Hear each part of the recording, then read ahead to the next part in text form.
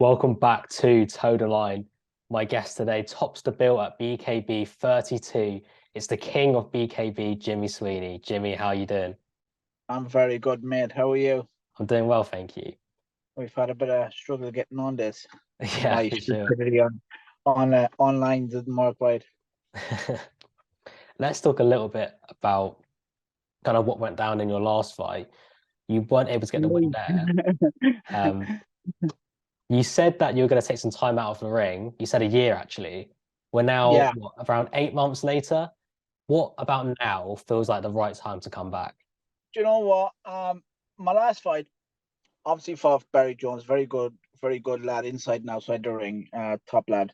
Uh, I probably come into that fight too soon after the first one. You know what I mean? With bad injuries and stuff like that, and the head wasn't right, and it just is what it is. If I've come into 76 kilos, proper deflated. I spoke to Barry about this, and Barry said to me, he's a proper gentleman. He said I took advantage. He said I know like there's a pro weight cuts. He said you just weren't right, so I said I took advantage of that, and that's coming from the guy himself. So, yeah, I've decided then, like after that fight, the head wasn't right or anything like that. So that's no excuse for getting beat. I got beat. In the day, I got beat in the cut. So I said, yeah, take a year out. I've given myself enough time to heal up. That was my major thing.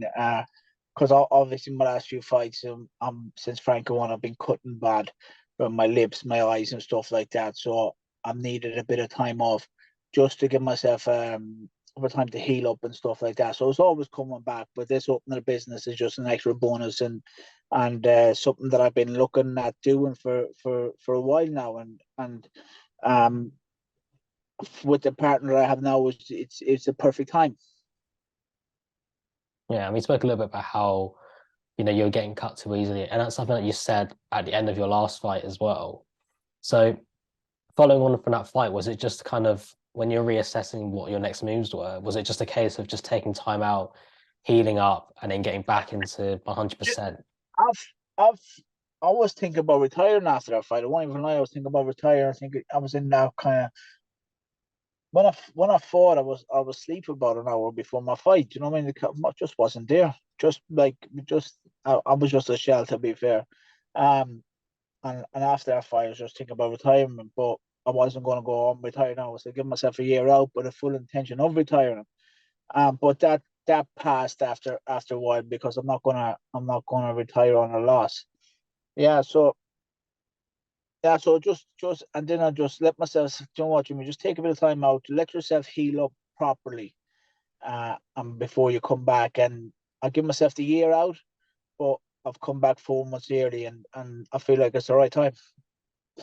What accounts for that change in mindset? So, you come out of that fight with Barry Jones and you think, this is it for me, I'm going to retire. And then suddenly you think, no, I want to carry on.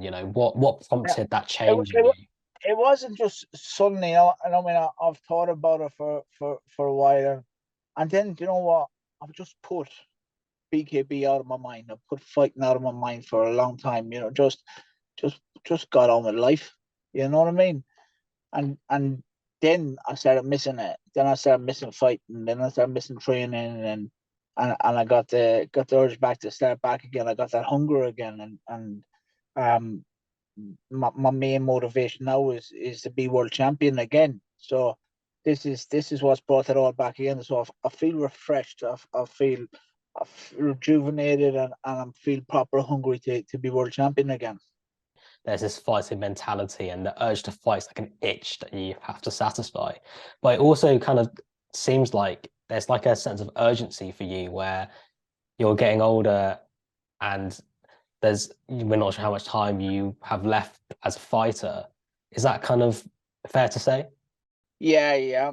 As I said, I'm 38 now. I'm 39 in a few months, and I've always said I'll fight till I'm 40. So I want to get as many fights in as possible. I have said I want to retire after 2 fights, but this this being one of them, on the week on next weekend. But uh, unfortunately, Johnny Tello's pulled out, and that would have been a good fight. And no disrespect to whoever I fight now, but It's not a fight that I'm gonna look at as my second last fight. You know what I mean? I'm gonna push on through this fight and do another two more and give the fans and it's not taking anything away from my opponent or anything like that, but the fans want big fights and I want to give them the big fights before I go. I'm looking for the big fights because I believe that's the fighter I am. I'm a big league fighter. I'm the top in the bill. I'm not even a world title fight. You know what I mean? So I'm not going to go back. I don't really want to go back down to the levels of British. No disrespect to the British champions and stuff like the levels way down. I'm a world championship fighter. This is why I look for the big fights because this is where I belong in the big fights. Not to prove to myself I've still got her or anything like that, because I know I still got her. I just want to give the fans the fights that they want to see. So the world champion belt is ultimately the goal, right? My goal. Look, I'm just gonna put it out there now. Obviously with the Johnny Taylor fight falling through, and then we got this other fight coming up next week. And I'm confident of doing a job on this. So I'm looking for a world title after that fight, and I don't believe uh, I'm looking for James Kennedy, fair play to my world champion at 79. I have a title that I've held before, but he's wanting to push on and fight in America or wherever it is, and I fully think he deserves them big opportunities and them big fights. So for me, then it's where do I go from there? So I believe the weight over the welterweight division is a vacant title that is the 80 kilos, 82, whatever it is.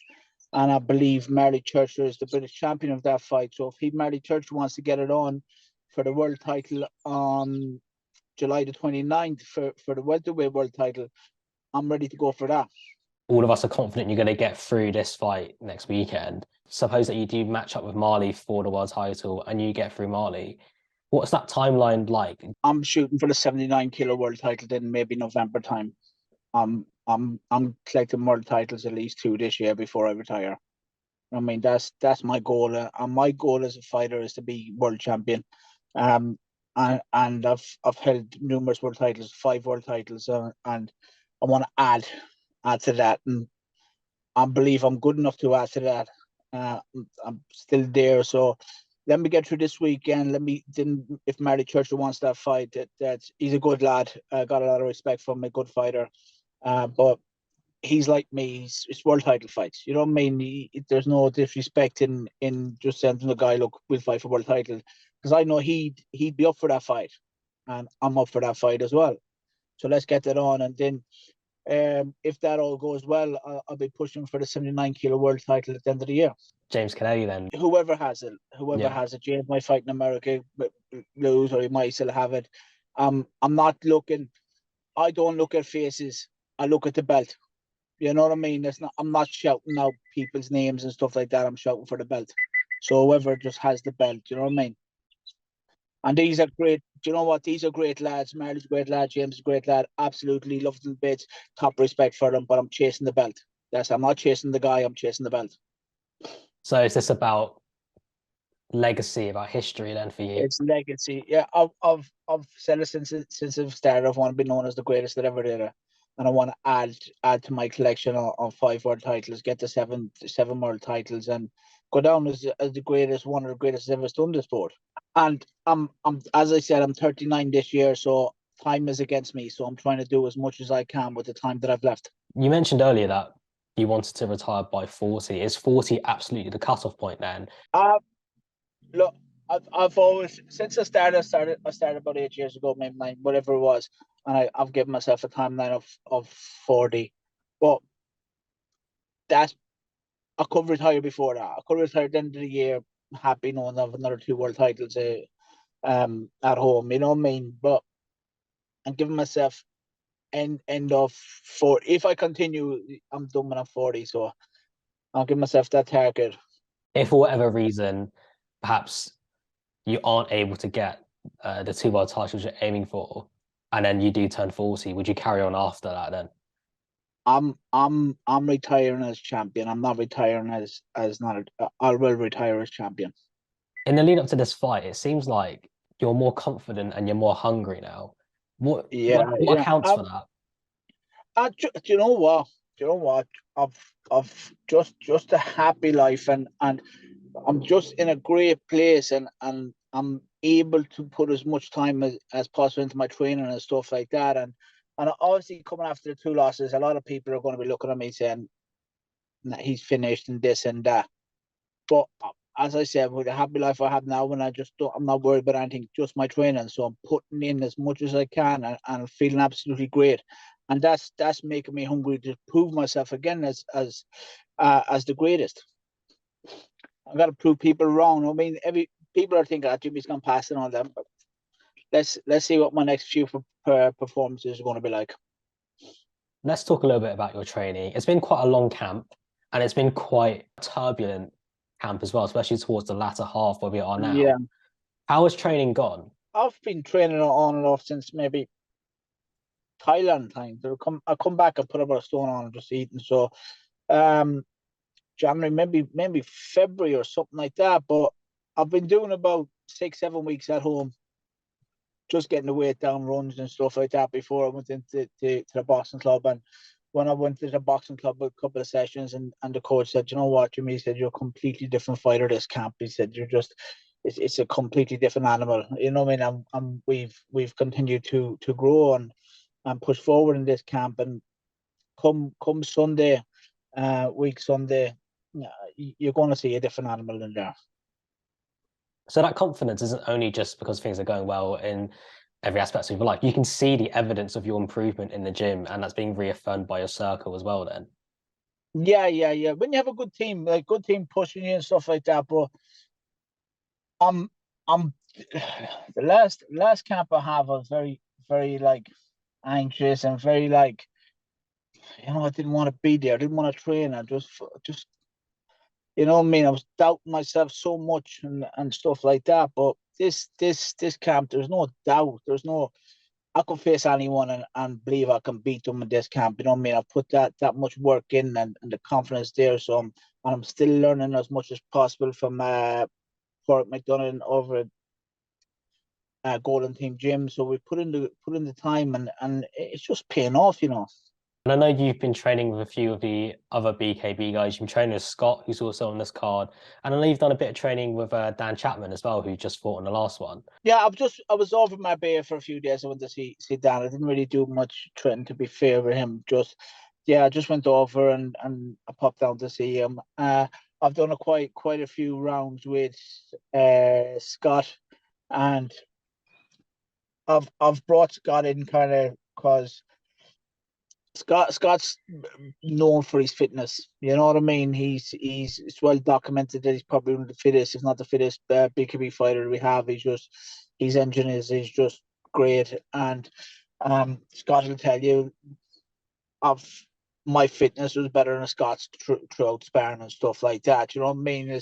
He said to me, he said, I thought I was fit, but your fitness on a different level. So that'll just show you like the training that I've put in for this camp, because my fitness was never great. I could do the rounds, but I'd always be puffing at the end of the 3 or 4 rounds. But I'm doing seven rounds, 10 rounds now sparring, and it's great. You know what I mean? And for Scotland to say that my fitness on a different level than his, that just gives me an extra boost, because he's known for his fitness. You know what I mean?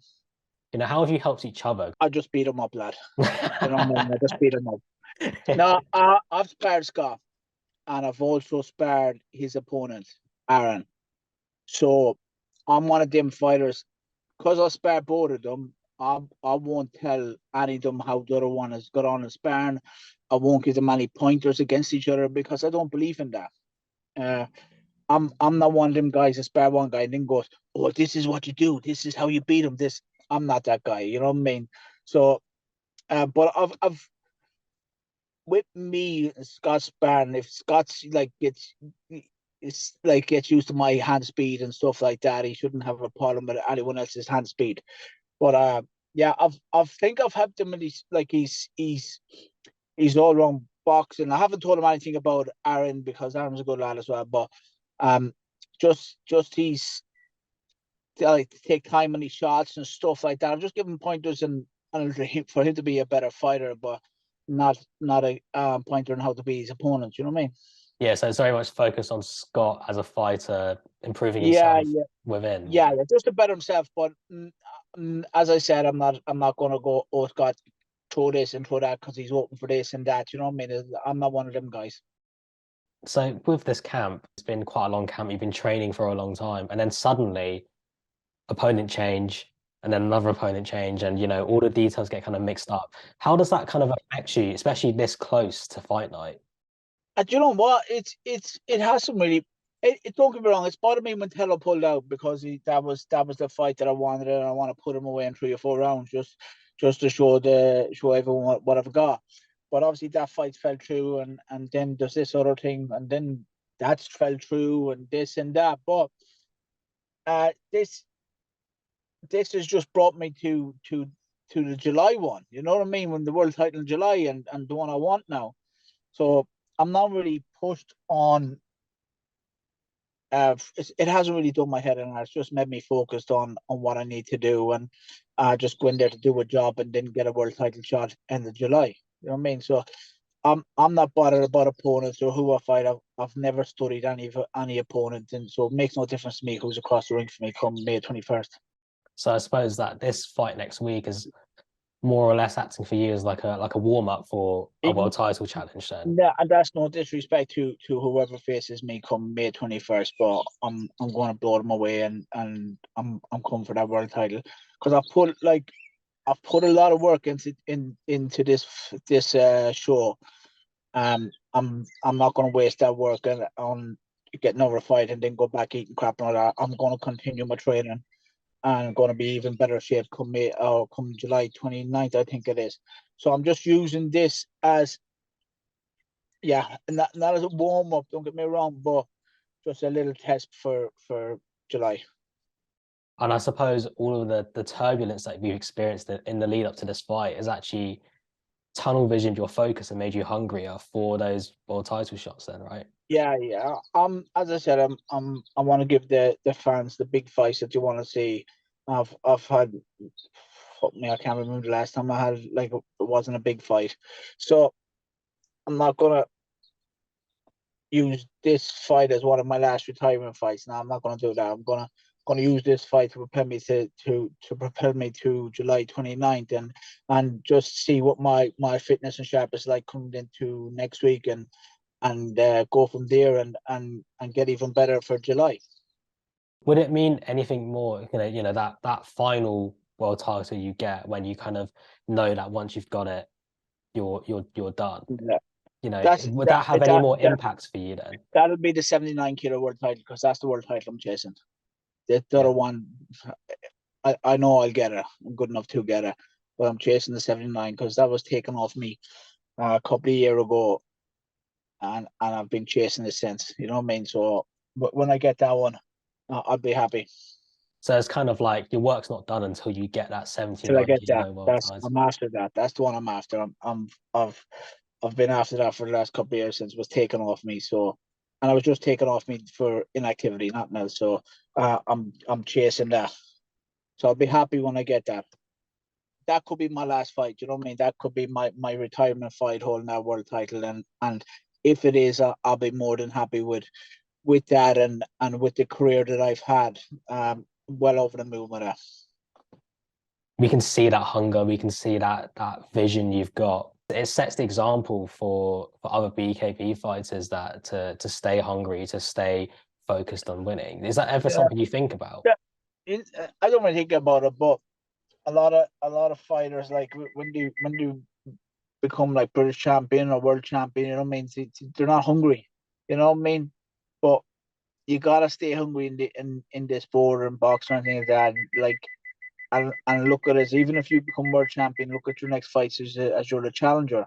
You gotta always stay hungry in this game. But once you're not hungry, that's when you're gonna lose. When we talk about, the name synonymous of the sport, yours comes up. You're a legend of the game. You've been in this game for what is Too it long. like nearly a decade now, to be honest. Yeah, yeah. And Well, I wonder, kind of like we see a lot of the new generation coming in. We got people making their debuts all the time, and people like Harvey Dossett, Luke Smith, and they're up and coming fighters. What do you think? What's your advice to them coming entering into this sport? First of all, you got to want to do this sport. Don't come in half-heartedly and just it's not a sport where you got to give it your all. You know what I mean? And if you're not willing to give it your all in a training or fighting, this is not the sport for you because you could get seriously hurt in this game. You know what I mean? But one of the main things is just enjoy it. You know what I mean? We don't BKB fighters won't have a long career, so just enjoy the moment and enjoy the fighting. So it's just kind of staying present and appreciating everything that comes your Yeah, way, then, isn't appreciate it? that. Because you look, I've been around a long time. I don't see like there's not many fighters that stay around for like a quarter of what I stay. I've been here. You know what I mean? So they're in, they're out. So just enjoy it because you could end up with like 2 or 3 fights and then just walking away. But enjoy it while you're doing it. And if you're not enjoying it, don't do it. Simple. What can we expect to see May 21st from you? A devastating display, to be fair. I'm going to go out there with obviously bad intentions, get the fight over as fast as possible, move on to the world title fight, hopefully in July. Well, I think that's a good place to end there. Thank you, Jimmy, for your time. No problem. Speak soon, brother. Thank you. See you next week. See you next week. Thank you.